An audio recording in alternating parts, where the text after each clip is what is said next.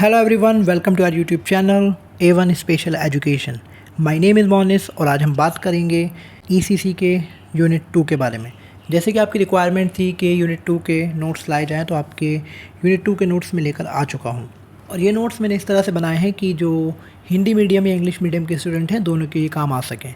तो बाइलिंगुअल ये नोट्स हैं जो कि आप देख सकते हैं, और जो भी स्टूडेंट को रिक्वायरमेंट हो या आपके फ्रेंड्स हो तो उसके साथ आप ये शेयर कर सकते हैं। सो गाइस, सबसे पहले हम इसका इंट्रोडक्शन लेंगे कि टीचिंग ऑफ ब्रेल। जब भी हमें बच्चों को ब्रेल पढ़ानी हो तो उससे पहले ब्रेल रेडीनेस क्या होती है। ब्रेल रेडीनेस आपकी होती है कि बच्चों के अंदर एक बेसिक स्किल डेवलप करना। जो भी उनको हमें ब्रेल सिखानी है, पढ़ानी है, उससे पहले कुछ भी बेसिक स्किल की रिक्वायरमेंट होती है। जो भी बच्चे ब्लाइंड हो या फिर लो विज़न हो, ये स्किल क्या करती हैं, हेल्प करती हैं ब्रेल डॉट्स को प्रॉपर्ली उनको फील करने में और उनको अंडरस्टैंड करने में, उसकी पोजीशन को। तो जैसे कि मैंने आपको बताया, हिंदी प्लस इंग्लिश दोनों में ये अवेलेबल है। तो 2.1 क्या है आपका pre requisite skill for Braille.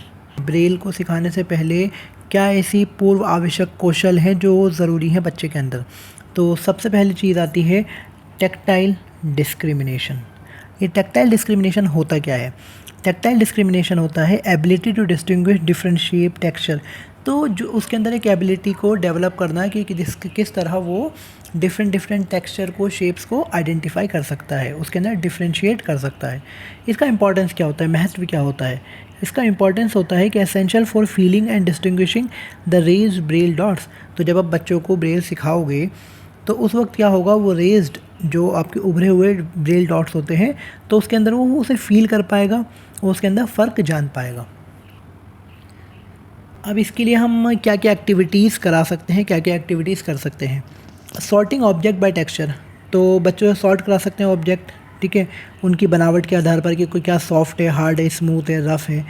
और इसी तरह feeling and identifying different shape, और उनसे डिफरेंट शेप्स को आइडेंटिफाई करवा सकते हैं।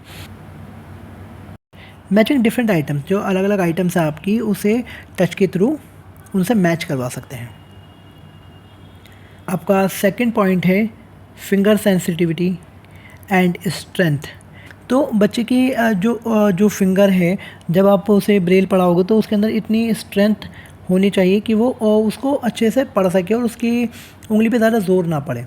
अगर हम बात करें इंपॉर्टेंस की, तो ensure smooth reading of Braille without strain. जैसे कि मैंने आपको बताया कि इंश्योर करता है कि स्मूथ रीडिंग हो, कि बच्चा जब उसे ब्रेल को पढ़े तो उसे स्मूथली पढ़ पाए और बिना किसी स्ट्रेन के, बिना किसी तकलीफ़ के, दर्द के।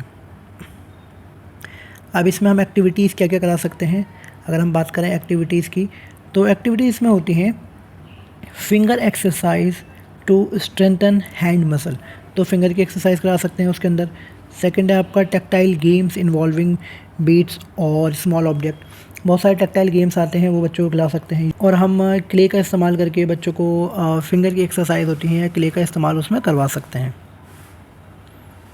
स्पेशल ओरिएंटेशन आपका क्या होता है? Understanding where braille dots are placed and how they are arranged. तो बच्चों को इस तरह समझाना, बताना कि कहाँ ब्रेल डॉट्स किस तरह से वो प्लेस होते हैं और किस तरह वो अरेंज होते हैं। And what is the importance? Helps in recognising Braille dots और पैटर्न। तो ये मदद करता है बच्चे को रिकॉग्नाइज करने में ब्रेल के पैटर्न के, किस तरह से ब्रेल पैटर्न है। और इसमें भी हम एक्टिविटीज़ करा सकते हैं। And what are the activities? Practice with tactile pattern. बच्चों को हम प्रैक्टिस करा सकते हैं टेक्टाइल पैटर्न से। Using braille alphabet card to understand how letters are formed. तो ब्रेल अल्फ़ाबेट कार्ड का हम इस्तेमाल कर सकते हैं बच्चों को समझाने के लिए कि लेटर किस तरह से फॉर्म्ड होते हैं, बनते हैं। Playing games where arranged in specific pattern. तो ऐसे गेम खिला सकते हैं बच्चों को जहाँ पे ऑब्जेक्ट अरेंज हो किसी भी स्पेसिफिक एक पैटर्न के अंदर। फोर्थ आती है आपकी ऑडिटरी स्किल एंड मेमोरी। तो अगर इसकी हम डेफिनेशन की बात करें, तो जो इसकी डेफिनेशन होती है, the ability to understand and remember information by hearing. तो ये एक एबिलिटी है ताकि जिससे बच्चे समझ सकें और याद रख सकें जो भी वो सुन रहे हैं। And what is the importance? Hearing is the key way to understand with low vision और ब्लाइंडनेस टू गेट इन्फॉर्मेशन। तो हियरिंग एक की वे है, बहुत एक मुख्य रास्ता है जिसके द्वारा बच्चे समझ सकते हैं जो कि ब्लाइंड हो या लो विज़न हो, क्योंकि वो सुन के अपनी सारी इन्फॉर्मेशन कलेक्ट करते हैं। अगर हम बात करें एक्टिविटीज़ की, तो what are the activities? Listening to stories and answering question. बच्चे स्टोरी सुन सकते हैं और उसके क्वेश्चन का आंसर कर सकते हैं। रिपीटिंग नंबर्स और sound to improve memory. Repeating number होते हैं, साउंड है, उससे मेमोरी को इम्प्रूव किया जा सकता है। Playing games that involves identifying different sound. तो ऐसे गेम खिला सकते हैं जिसमें अलग अलग साउंड को आइडेंटिफाई करना हो। और फिफ्थ है आपका motor coordination, the ability to move fingers smoothly when reading और राइटिंग ब्रेल। तो ये एक एबिलिटी है जिससे बच्चे मूव कर सकते हैं अपने फिंगर स्मूथली जब वो ब्रेल को पढ़ रहे हैं या फिर लिख रहे हैं। And what are the importance? अगर हम बात करें इम्पोर्टेंस की, important for reading and writing braille efficiently. तो इफ़िशेंटली ब्रेल लिख सकते हैं और पढ़ सकते हैं बच्चे।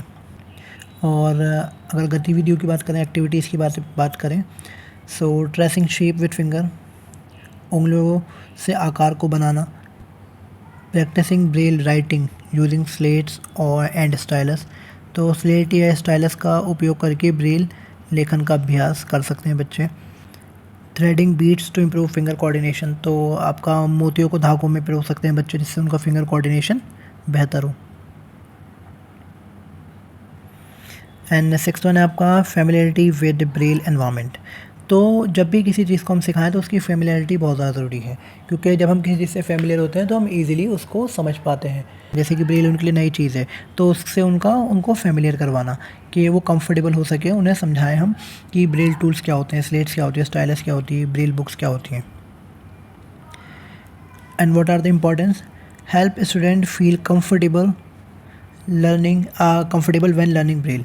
तो ये बच्चों की मदद करती है कंफर्टेबल फील कराने में जब भी वो ब्रेल सीखते हैं। और क्या क्या एक्टिविटीज़ करा सकते हैं हम इसके लिए? Introducing student to braille books and tool. तो हम इंट्रोड्यूस करा सकते हैं बच्चों को ब्रेल बुक से और टूल से। Letting them explore how braille is written. उन्हें जानने देना कि ब्रेल कैसे लिखा जाता है, उसके बारे में हम बता सकते हैं, उसके बारे में समझा सकते हैं।